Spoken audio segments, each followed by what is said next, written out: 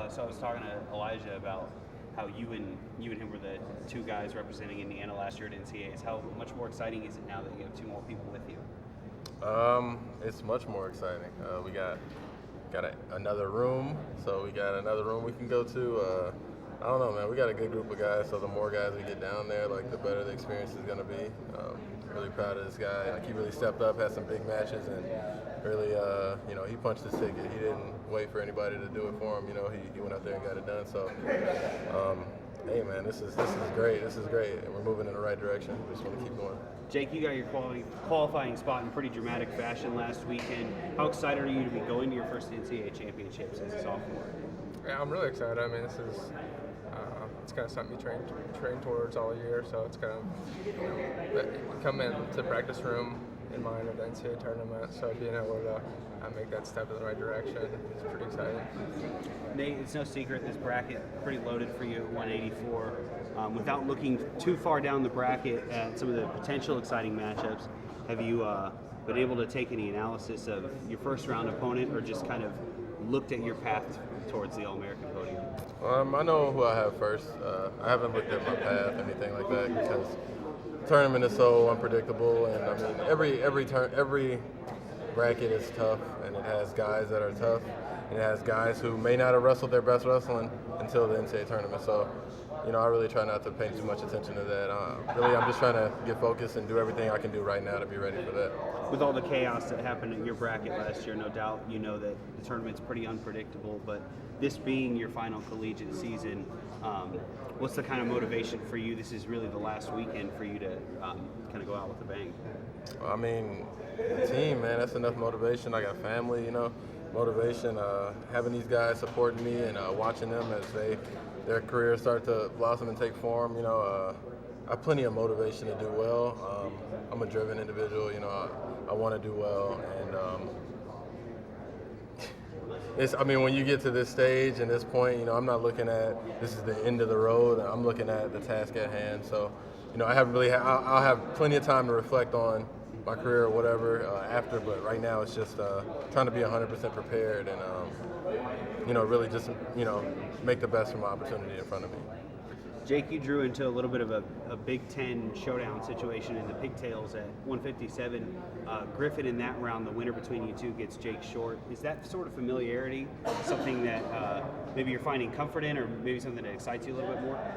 I guess it's definitely exciting.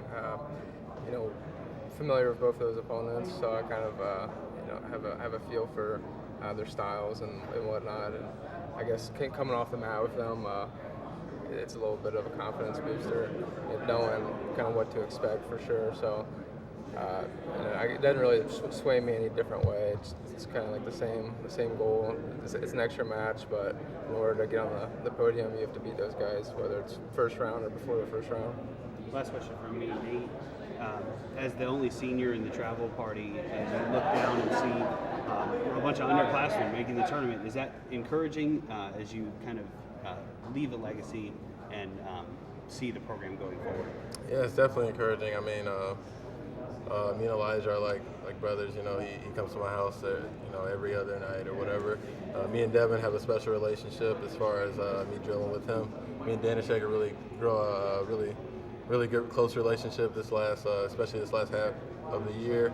And I was sitting with his dad when he punched his ticket, and that was a really emotional experience for me, emotional for him, and it really shows that we have huge support systems, and it's been a long journey, and there's a lot of positivity to look forward to. The legacy I want to leave behind is just obviously success, but just the type of guys that we are, being high character guys.